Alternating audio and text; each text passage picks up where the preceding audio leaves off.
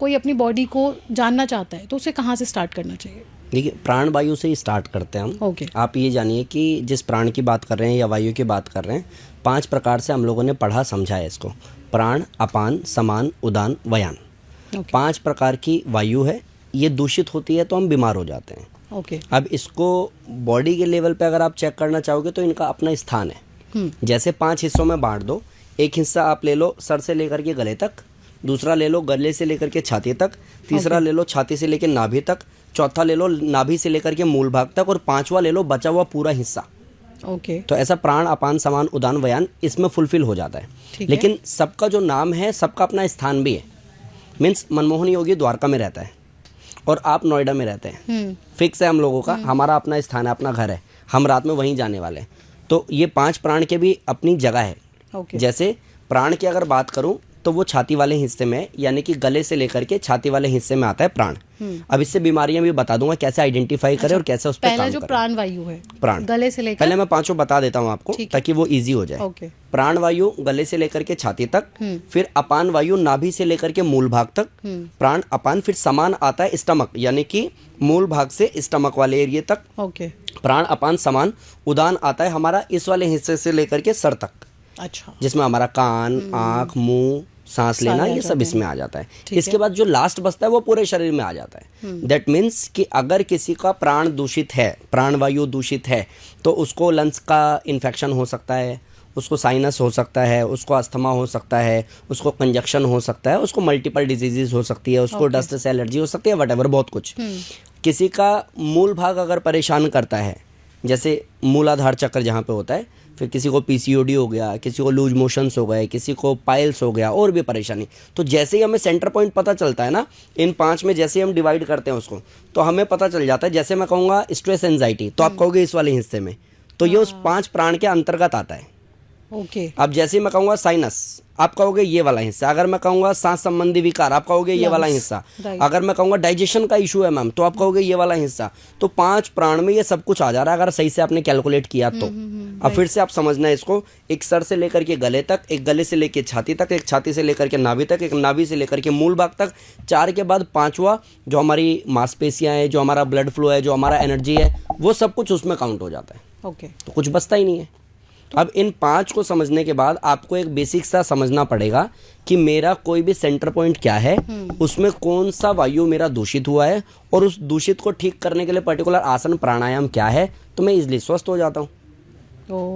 And जैसे किसी को लगता है ये तो बहुत कॉम्प्लिकेटेड है, तो इन्फॉर्मेशन के लेवल पे ये सब कुछ ठीक है, बट आपको आइडेंटिफाई करना पड़ेगा। मैं पिछले 13 साल से बोलता आ रहा हूँ कि आप सेंटर पॉइंट बस डिसाइड करो। अच्छा। योग में इतनी पावर है कि वो आराम से ठीक कर देता है। जैसे कि आप आज जिम जाओ, आपको शुरू में 2.5 किलो का डंबल देगा, फिर आपको 10 दिन 15 दिन बाद में 5 किलो का डंबल देगा, फिर 7.5 किलो से करोगे, धीरे धीरे बढ़ाओगे उसको, 12.5 का रैप आप मारोगे ना, तब बॉडी में बड़े चेंजेस दिखने शुरू होंगे। राइट। ये एक सिंपल सा प्रोसेस है।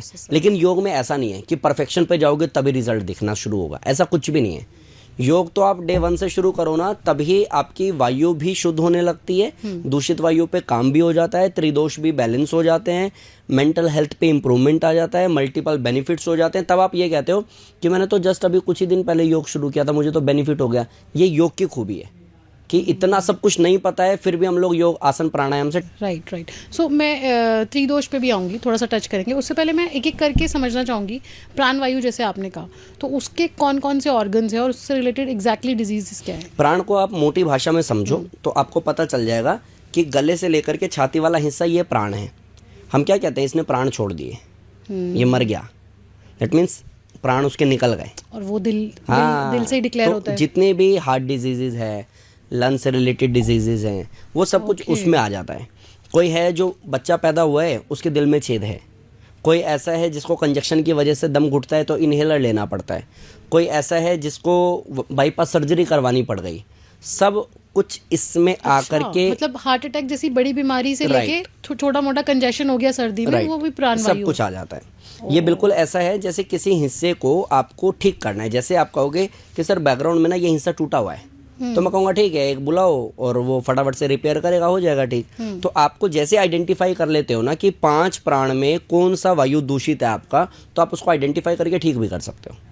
Okay simple. मतलब उसकी एक्सरसाइज करें या उसका हाँ। रिलेटेड योगा करें तो जैसे तो ये सब ठीक अगर होने मैं लगेंगे। आपको बताऊं कि अगर आप सिर्फ सेतु बंद आसन करो, जिसमें लंग्स की कैपेसिटी बढ़ती है, कंजक्शन खत्म हो जाता है, ठीक है, आप भुजंग आसन करो जिसमें चेस्ट को आपको आउट करना पड़ता है, तो ये वाला हिस्सा आप हील कर पाते हो। ओके एंड सेम टाइम जैसे मैं कहता हूँ ना, प्राण के बाद में अपान की बात करता हूँ, तो अपान आता है मूल वाला भाग, जहाँ से हम फ्रेश होते हैं Okay. या पीरियड्स होते हैं या जहाँ से मलमूत्र का त्याग करते हैं। अब इस वाले हिस्से में जिसको भी प्रॉब्लम है, जैसे ही अपान वायु उसकी दूषित थी और वो अब बैलेंस हो गई, शुद्ध हो गई, तो उसका वो वाला प्रॉब्लम भी शॉर्ट आउट हो गया।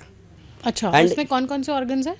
इसमें मूल भाग में आ जाता है जहाँ से हम फ्रेश होते हैं, जहाँ Okay. से हम मलमूत्र का त्याग करते हैं। Okay. इसमें बच्चादानी भी आ सकती है। बहुत ऐसे हैं जिनको reproductive कई साल से organs। राइट कि बच्चा ही नहीं हो रहा है, कई साल हो गए शादी को, बेबी हो ही नहीं रहा, IVF भी करा लिया, फेल हो गया।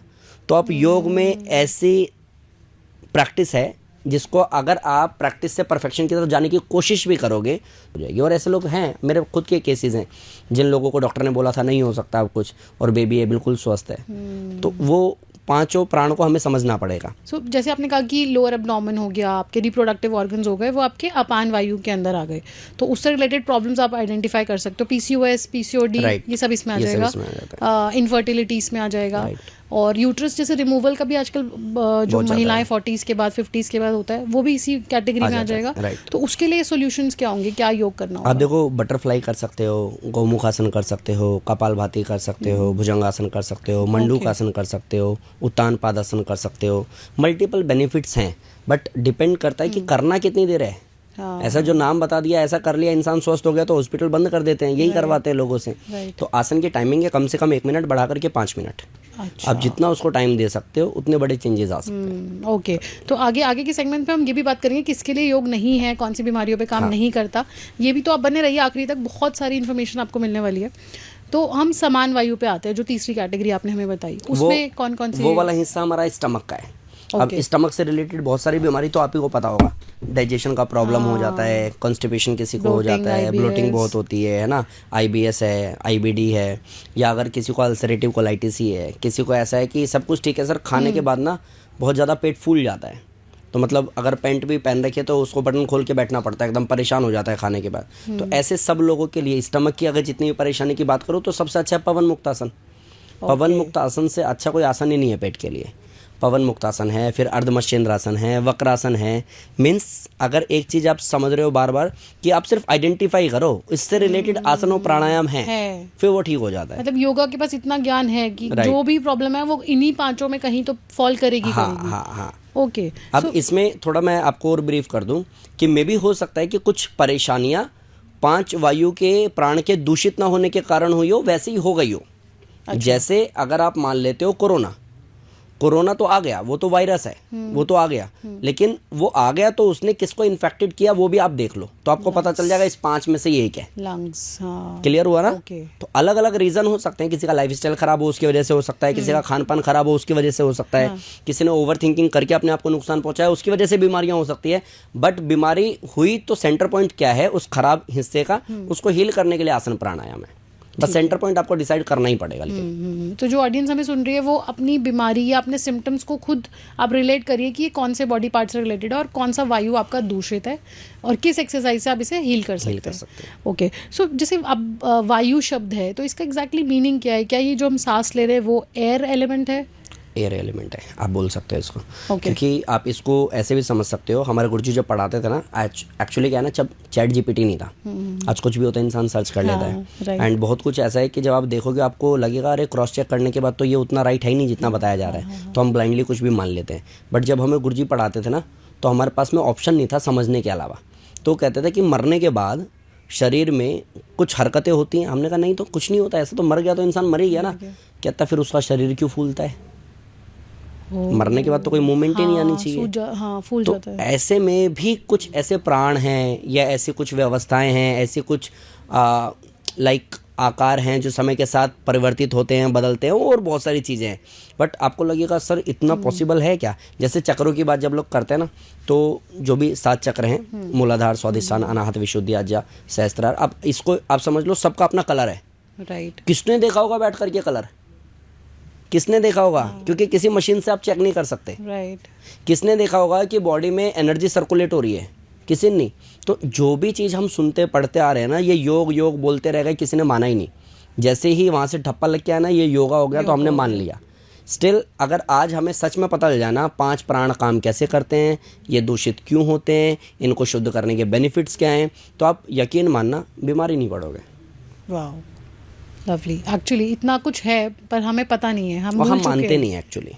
हम किसी भी चीज़ को नहीं मानते हैं। जब हमें बताया जाता है पुष्पक विमान आए और रावण सीता माता को ले गए, तो हमें लगता है ये कहानी है। बट आज तो हवाई जहाज में उड़ रहे हैं ना हम लोग। राइट। सारी चीज़ को हम कहानी मान के बैठे हुए हैं। तो हमें ये समझना पड़ेगा कि जिसकी भी बात हम लोग कर रहे हैं क्या एक्चुअली ये कहीं स्टैंड करता है, और अगर नहीं करता है तो फिर इतने कितने लोग हैं जो स्वस्थ हो गए योग से, ऐसे कैसे हो गया? कैसे हो गए? तो ये या तो आपको समझना पड़ेगा, अदरवाइज लगो एम्स की भीड़ में, लगो लाइन में, डंडे खाओ, बेड का वेट करो। इंसान मर जाता है तब फोन आता है कि बेड मिल गया जी, बोला जी 13वीं है जी, वो तो मर लिया। तो या तो उतना परेशान रहो या फिर ट्रीटमेंट चलने दो, साथ में इस साइंस को समझ लो, इम्प्लीमेंट कर लो, ठीक हो जाओगे तो आपको बेड की जरूरत नहीं पड़ेगी। लवली। सो जैसे आपके कोई केस स्टडी हो, इतने स्टूडेंट्स आपके लाखों स्टूडेंट्स हैं, इस जैसे समान वायु से रिलेटेड, डाइजेशन इशू से रिलेटेड हो, या कोई भी इस कैटेगरी में फॉल करता हो, कोई स्टूडेंट है जो ठीक हुआ? हाँ ऐसा बहुत है ना। जैसे लेकिन हम लोग ना इस भाषा में बात नहीं करते कि आपका कौन सा वायु खराब है।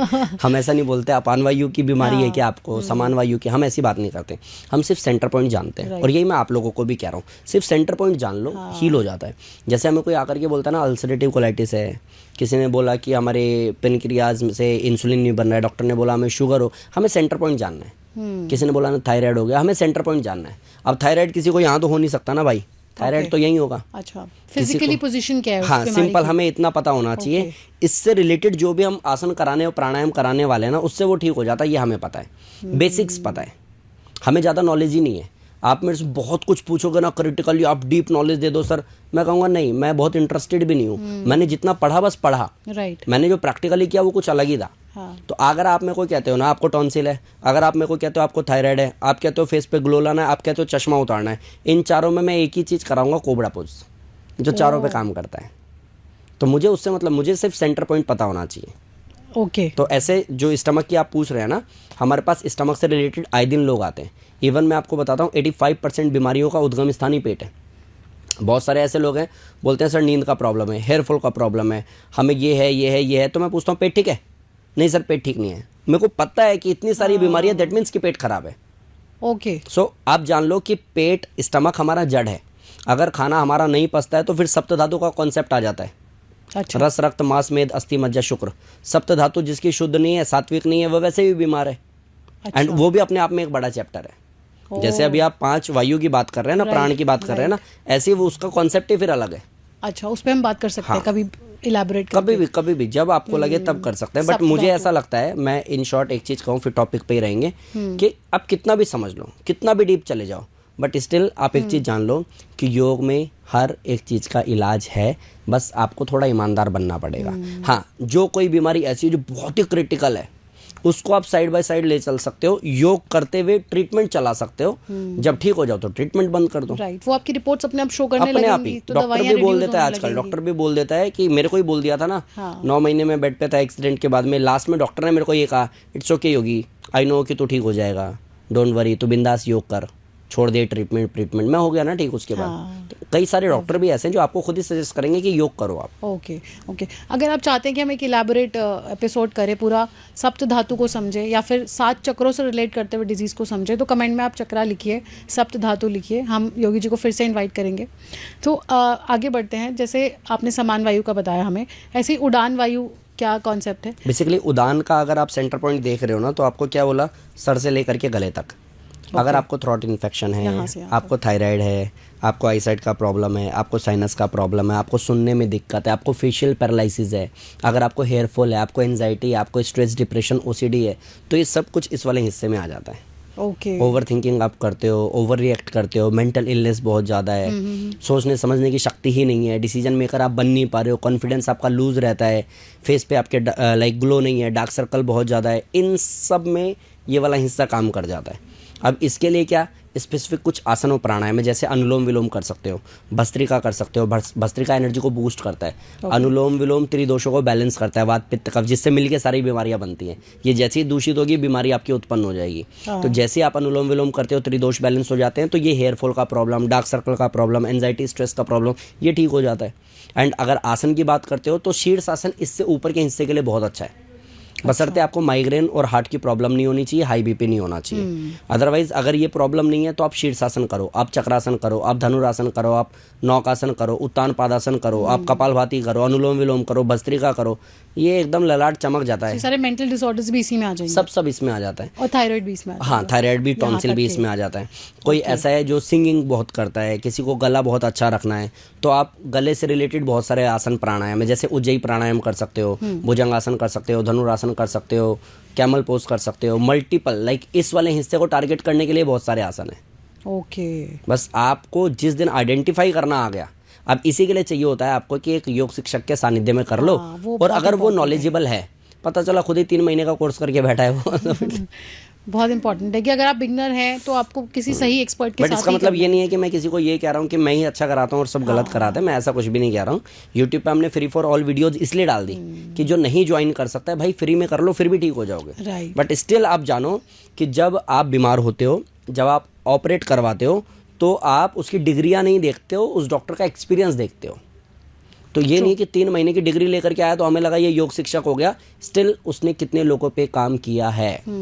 अगर बाई चांस नहीं किया, क्योंकि कभी मैंने भी 0 से शुरू किया होगा, इट्स ओके, लेकिन क्या उसको इतनी इन्फॉर्मेशन है कि आपकी हेल्थ के साथ वो नहीं खेलेगा, आपको ठीक कर देगा, ये आपको जानना है। कुछ गलत ना हो जाए, एटलीस्ट ठीक ना हो तो कोई जैसे मैं आपको बताता हूँ, जब हम लिखते थे ना, लाइक जब मैं मास्टर कर रहा था तो लिखा कि जिन भी लोगों को इस वाले हिस्से को मजबूत करना है तो शीर्षासन सबसे अच्छा है। लेकिन जिसको माइग्रेन और हाई बीपी है वो शीर्षासन करेगा तो उसको नुकसान होगा ना। तो ये जानना पड़ेगा। आधा ज्ञान विष के समान किसी ने बोला तो ऐसे थोड़ा ना बोला। स्टिल आपको आइडेंटिफाई करना पड़ेगा कि आप अपनी हेल्थ किसके हाथ में दे रहे हो। राइट। उसके बाद ही डिपेंड करता है कि आप कौन से चक्र पे काम कर रहे हो, कौन सी वायु पे काम कर रहे हो, किस तरीके से उसको बैलेंस कर रहे हो, त्रिदोष क्या होते हैं, सप्त धातु की, ये सब तब की बात है। राइट। आपको सही इंसान हाथ लगना चाहिए। लेकिन बिल्कुल बिल्कुल ऑडियंस से भी रिक्वेस्ट करेंगे, कोई भी आसन आप ट्राई करते हैं तो उसके बिगनर वर्जन भी होते हैं, तो हमेशा देखिए कि आप ठीक पोजीशन कर रहे हैं, पोस्चर्स ठीक है कि नहीं, क्योंकि कई बार नुकसान भी हो सकता है अगर आप रैंडम कुछ भी करने लगते हैं। जी। सो नेक्स्ट वायु कौन सी है? प्राण, अपान, समान, उदान, फिर लास्ट में आता है व्यान। व्यान में मांसपेशियां आ जाती है, ब्लड फ्लो आ जाता है, एनर्जी फ्लो आ जाता है, वो सब कुछ, मतलब प्राण, अपान, समान, उदान में जो कुछ भी बच जाता है सब व्यान में आ जाता है, तो कुछ बचता ही नहीं है, फिर मसल्स आपके सारे सब कुछ उसमें आ जाता है। तो उसको शुद्ध करने के लिए तो आपको चाहिए एक सात्विक रूटीन आप फॉलो कर लो, सात्विक डाइट आप फॉलो कर लो, 15 मिनट का योग ईमानदारी से कर लो, तो हमेशा वो सात्विक शुद्ध रहेगा ही रहेगा, इंसान स्वस्थ रहेगा ही रहेगा। बट मैं हमेशा एक चीज़ जानता हूँ, मानता भी हूँ इस चीज़ को, कि अगर कोई व्यक्ति है कि यार मेरे को तो त्रिदोष पता ही नहीं, मेरे को तो ये सप्त धातु का कॉन्सेप्ट पता ही नहीं है, पंचवायु क्या होता है मुझे तो यानी कि यार योग इतना क्रिटिकल है मैं तो कर ही नहीं सकता। नहीं भाई, आप सिर्फ अनुलोम विलोम कर लो ना, सूर्य नमस्कार कर लो, भुजंगासन कर लो, मर्कटासन कर लो, पवन मुक्तासन कर लो, सेतु बंदासन कर लो, तो आप स्वस्थ हो जाते हो। हमारी क्लास में थोड़ा ना सबको वायु चेक करवाते हैं हम, मैं इतना इजी बता रहा हूँ, ये क्रिटिकल है, थोड़ा सा टफ है, बट मैं कह रहा हूँ ये इतना इजी है कि आप सिंपल है, योग के ऊपर विश्वास करो, अनुलोम विलोम सुबह दोपहर शाम करो। अगर बहुत ज़्यादा बड़ी बीमारी है तो आधा घंटा, अदरवाइज दिन में एक टाइम 15 मिनट भी करोगे अनुलोम विलोम, 1 महीने में दिख जाएगा आपको बड़ा बदलाव। बट आपको करना, आप कहोगे 5 वायु में दूषित ये वाली है, इसमें भी अनुलोम, 5 समत्वम योग उच्चते एक डेफिनेशन है, सम कर देना, बैलेंस कर देना, तो 5 वायु बैलेंस हो जाती है। अनुलोम विलोम उसके लिए काफ़ी है। सूर्य भेदी प्राणायाम है, चंद्र भेदी प्राणायाम है, सूर्य स्वर है, चंद्र स्वर है, नाड़ियां है, त्रिदोष है, कितना कॉम्प्लिकेट करोगे आप। इजी यही है, जिसको जीरो कुछ नहीं समझ में आता, नीलबटा सन्नाटा है, आप सुबह दोपहर शाम अनुलोम विलोम शुरू करो। और कोई आसन समझ में नहीं आता तो सूर्य नमस्कार शुरू करो। अगर कोई कॉम्प्लिकेशन है तो एटलीस्ट कोबरा पोज, मर्कटासन, पवन मुक्तासन, अर्धमश्चेंद्रासन और अनुलोम विलोम प्राणायाम कर लो, आप फिर भी ठीक हो जाओगे। तो आपके सारे वायु बैलेंस हो जाएंगे, सब बैलेंस हो जाएगा। आप ज्यादा नहीं भी समझना चाह रहे हो तो आप सिर्फ ये 5-6, क्योंकि यही तो रीजन है हमारा। अगर मैं आपको डिकोड करके बताऊं हमारी क्लासेस क्यों इतनी अच्छी चलती है, लोग क्यों इतने स्वस्थ होते हैं, उसका सबसे बड़ा रीजन यही है, हम सबका ना वायु चेक कर रहे हैं, ना सबकी बीमारियों में बहुत इंटरेस्टेड है। हमें ये पता है कि गिनती के 5 आसन कराने से भी इंसान स्वस्थ होता है, 13 साल में ये करा के देख लिया है। तो अगर आप मेरे पास आओगे ना 20 बीमारी लेके, तो भी मैं आपको वो 5 ही चीज़ कराने वाला हूँ, क्योंकि जिस दिन वो 5 करते करते ये सब कुछ बैलेंस हो गया तो वैसे भी स्वस्थ हो गए आप। फिर आपको लगता है अरे सर आपने मेरी ज़िंदगी बचा ली। नहीं, मैंने तो वो 5 आसन कराए जो मैं सबको करा रहा था। आप स्वस्थ इसलिए हो गए क्योंकि उससे वो वायु बैलेंस हो गई, त्रिदोष बैलेंस हो गए, आप स्वस्थ हो गए। डीपर लेवल पे जाओगे तो वो सब बैलेंस हो रहा है, मुद्दा वही आपको है। जो दिख रहा है वो सब ठीक होता जा रहा है। राइट, क्योंकि आप उतना अंदर जाना नहीं चाह रहे, बट स्टिल राइट, वो जैसे जैसे बैलेंस होगा वैसे वैसे आप स्वस्थ हो जाओगे। वही जो हाँ, कुछ लोग हैं जो ऐसे हैं कि लाइक मैं जानना चाहती हूँ मैं बीमार क्यों पड़ी, मैं समझना चाहती वही लोग हैं। हूँ। तो वो जो लोग हैं ना उनके लिए ये बहुत अच्छी नॉलेज है कि आप गेन करो पहले, फिर जब आप प्राणायाम करोगे ना तो आप पर्टिकुलर उस पॉइंट को हील करने की कोशिश करोगे, आपको मजा आएगा उसको करने में। थोड़ा सा मेरा नेचर ऐसा है, जब मैं बीमार होती हूँ तो मुझे लगता है ये हुआ क्यों, कहाँ हुआ था, तो मुझे लगा कि मेरे को ये जानना है, तो ऑडियंस को भी ये पता चले तो उन्हें मजा आएगा। हाँ, क्योंकि जो लोग भी एडिक्टेड है ना, हाँ, इनको समझने के लिए वो पढ़ते भी है खूब। फिर वो जब अनुलोम विलोम करेंगे तो वो इसलिए थोड़ा ना करेंगे कि मैं स्वस्थ हो रहा हूँ, मेरी बीमारी दूर जा रही है, मैं प्रेजेंट भर रहा हूँ, पास छोड़ रहा हूँ, वो ये सब नहीं करते। हाँ, वो मेरी 5 वायु प्राण जो दूषित हो चुके हैं वो बैलेंस हो रहे हैं, मेरा ये वाला हिस्सा खुल रहा है, अच्छे से खुल के सांस आ रही है, मेरा डाइजेशन खूब मजबूत हो रहा है, मेरा प्राण अपान समान उदान व्यान बैलेंस। वो इस लेवल पे बात कर रहे होते हैं ना खुद से कि आप जाकर के गेट खोल बंद करके भी आ जाओगे, उसको पता भी नहीं चलेगा। तो ये उन लोगों के लिए बहुत अच्छी बात है, ये मेडिटेटिव हो जाएगा। राइट आप अपने अनुलोम विलोम 5 मिनट के अनुलोम विलोम में वो एक्सपीरियंस कर लोगे जो काफी घंटों की मेडिटेशन में लोग एक्सपीरियंस करते हैं। सो इनर हीलिंग जो मैकेनिज्म है वो आपका स्टार्ट होने लग जाएगा। इस चैनल पे ऐसे ही क्लिप्स देखने के लिए, अपने आप को स्वस्थ करने के लिए, हमेशा मोटिवेट रखने के लिए चैनल को जरूर सब्सक्राइब कीजिएगा और हमें ऐसे ही प्यार और आशीर्वाद देते रहिएगा। Thank you so much. Radhe Radhe.